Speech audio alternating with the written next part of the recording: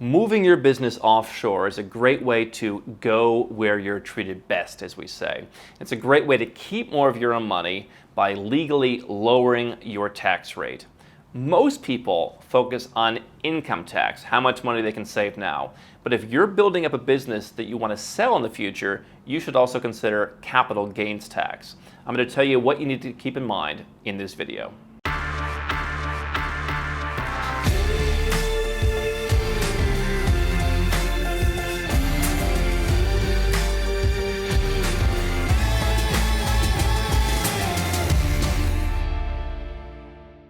Hey guys, I'm Andrew Henderson, and in this video I want to talk about capital gains tax and how you should factor that into your international tax planning, into your offshore structures, because for many people this is actually equally important, if not more important, than the actual income tax savings, okay? And so if you're new to our channel, what we do here is we talk about legal structures, legal strategies to reduce your tax rate, often dramatically, sometimes even to zero, by moving your company offshore and by generally moving yourself overseas and outside of your home country as well. And by doing that, if you are a 7 or 8 figure entrepreneur, you can legally keep a lot more of your money. And for a lot of people, over the course of 5 or 10 years, that adds up to millions of extra dollars they can either reinvest back into the business to grow it even faster, put it in their own pockets, make investments, retire early, whatever the case may be. Okay. And so 90% of the time, someone who comes to us we'll walk through the scenario of what they are paying, what their income is now and what they're paying. So Andrew and team, I make $500,000 a year. The tax on that is $180,000 a year. It's growing 10% a year, so that tax is going up. And by the way, as I get deeper into the top tax bracket in my country, the tax rate goes up. So it's getting worse and worse. And so we'll go through and say, okay, here's a guy, he's paying $180,000 a year. In the next 5 years, that's a bit over $1 million. He could do a lot with that money. 90% of folks, that's the motivation to come.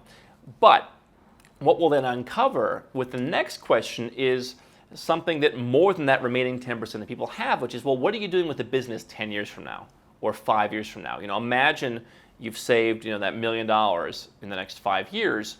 What happens then? Sometimes the person says, I love the business, I want to do it forever. Or occasionally they'll say, hey, I don't think it's a business that's going to last forever. I'm just cashing in now. It'll probably eventually fade away. It's a fad. Okay. But more times than you would imagine, the person says, hey, you know what? I'm going to sell it. I'm going to sell it to a private equity firm, or I'll just find a buyer, whatever the case may be. And I say, well, how much could you sell this business that's, by that time doing $1 million or $2 million, whatever it is in revenue? I'm going to sell it for $12 million. Okay. Did you buy the business? No, I started it. Okay, what was your basis? 0. I started it with my own 2 hands, right? Okay, well, you've got a $12 million, in most countries, you've got a $12 million gain on that business that's going to be taxed as a capital gain. Now, not every country has capital gains tax. Most developed Western countries do. A lot of countries have special lower, long-term capital gains tax rates. We have seen a couple situations where the entire business wasn't taxed as a long-term gain because the business is acquiring new assets. We won't get into that complication here, but let's just assume a simple math. You've got a $12 million gain in your business. In the United States, you might be paying close to $3 million in tax on that. Okay, so $3 million bigger than the $1 million in income tax savings. It's equally important. So what do you need to know to avoid that? Well, the main thing that you want to know is that you want to move your company out of the taxing jurisdiction as soon as possible if you want to reduce the tax burden. There are some countries that are so aggressive, they'll say, if you just had the idea in our country, if you created some kind of intellectual property, even if it's not formalized, we want a chunk of that. It's going to be very difficult to get it out. Okay, so especially if you're in a business where you're creating things like IP, that can be important. But how it generally works is you can build up your business in a certain country. When you want to move it overseas, 2 things will happen. Number 1, depending on the kind of business, and this is very tricky, and I don't want to give tax advice, and we're not going to get into it in this video. But depending on what the assets of that company are, there may or may not be some kind of tax to pay just for moving it. Okay, every business is kind of different, but you can't just take an asset that's highly valuable and just move it overseas and say, oh, it's gone. Okay, certain kind of businesses have more flexibility. The second thing that's going to happen is you may be subject to some kind of exit tax. Okay, so if you're living in your country as a non-U.S. citizen and you become what's called tax non-resident, or you deregister from your country, you may be liable for a tax on all of your assets because it's their last bite at the apple. Okay. They might just say, hey, well, you're leaving. What are your assets? Please pay us whatever capital gains would be owed, as if you sold everything today. Okay. Now, if you're a U.S. citizen, you don't have to do that because as a U.S. citizen, you are liable for tax on your worldwide income. And while the active part of the income, the earnings in the business, you can do strategies to reduce that, the capital gains are considered like a passive income. So there's really no strategy for that. And so if in the future you sell that business and you're still a U.S. citizen, you're going to be subject to tax on that entire capital gain as if you never left the country.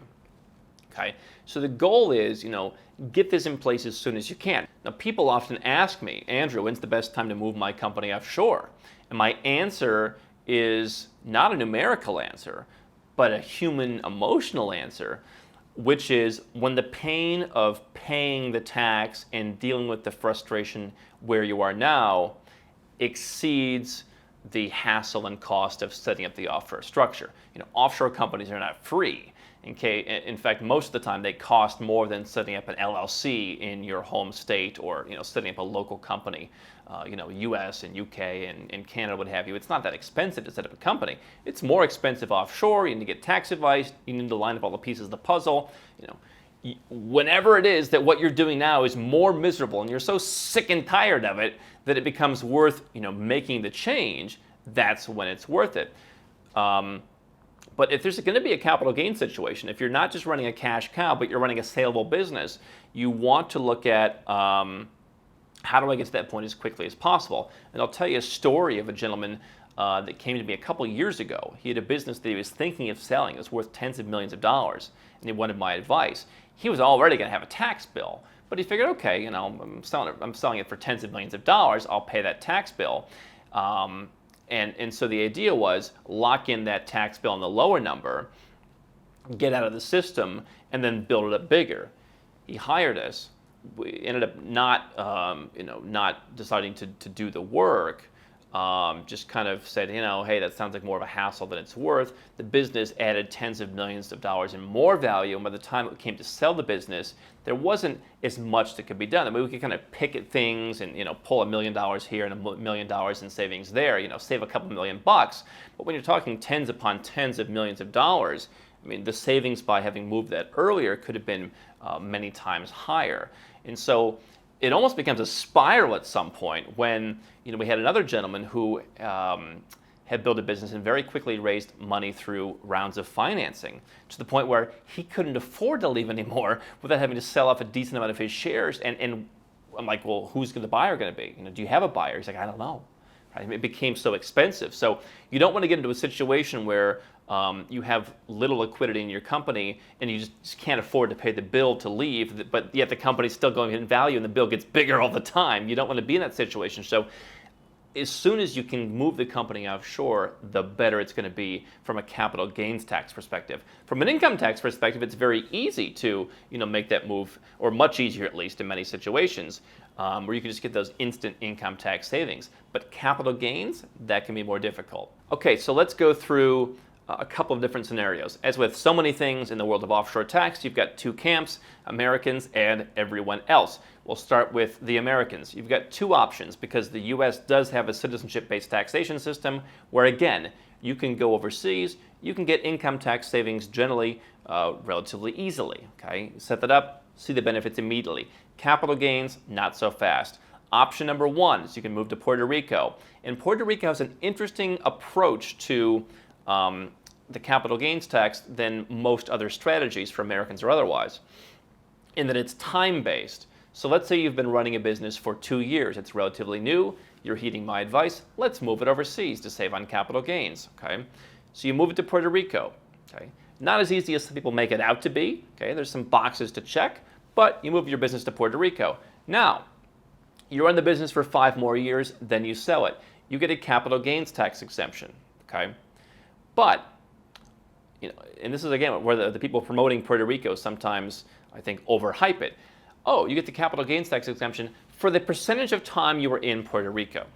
So 2 years in the US, 5 years in Puerto Rico, you get a 5/7 exemption on your capital gains. So in my example where 2 of the 7 years that your business existed were in the United States on the mainland, 5 of the 7 years were in Puerto Rico, you sell the business for $12 million, you don't get the full $12 million exempted. What you get is 5/7 of the $12 million exempted. So I went to public school, but I think that's about $8.5 million in exemption. The other 3.5 would be subject to capital gains tax in the United States. And so you can see why doing things as quickly as possible would benefit you in that situation. Sometimes holding on to the business longer would be a good idea. So the thing that the promoters often hype is they say, oh, move to Puerto Rico, get the capital gains tax exclusion.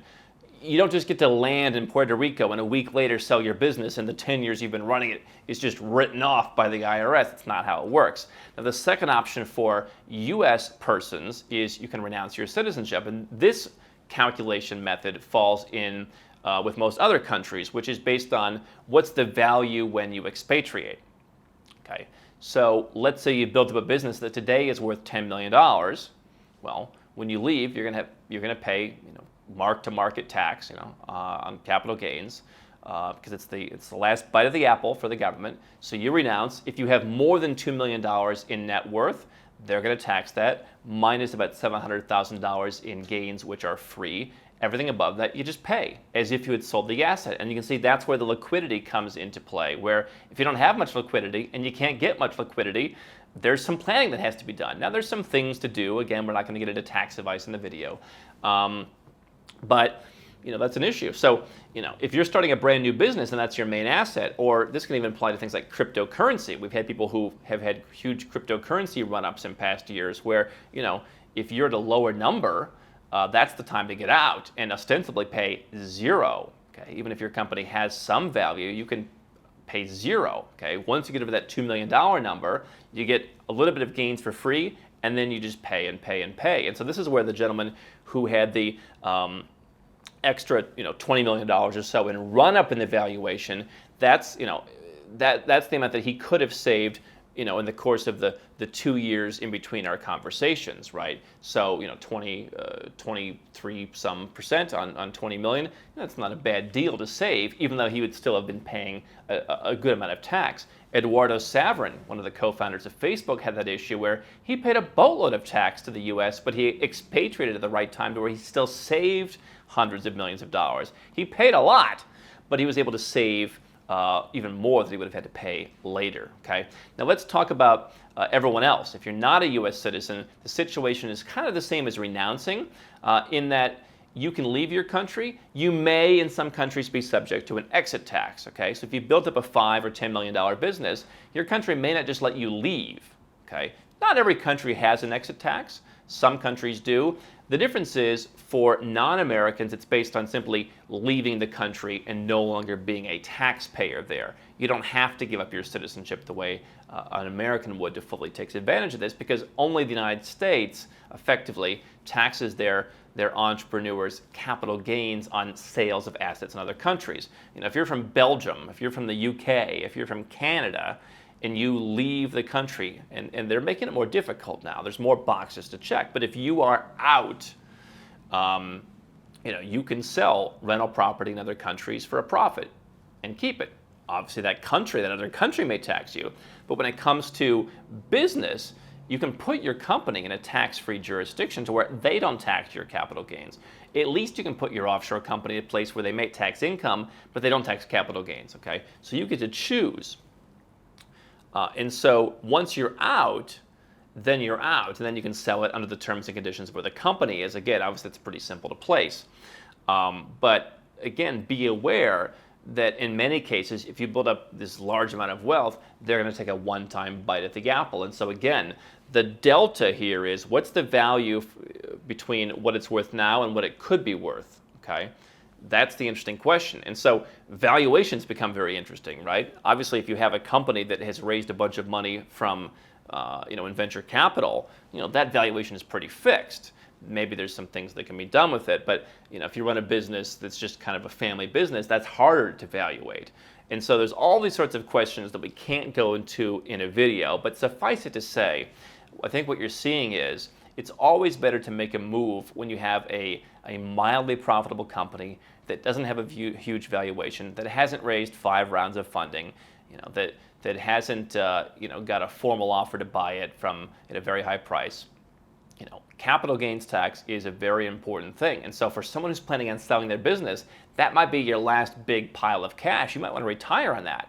And so imagine the difference between, paying $3 or $5 million in tax and paying, $500,000 or even $0 in tax on that exit.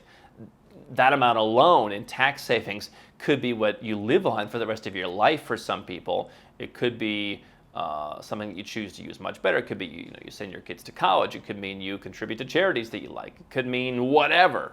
Okay, so that is an introduction to capital gains tax. If you want to learn more, if you want some help, go to nomadcapitalist.com. How can Nomad Capitalist help you?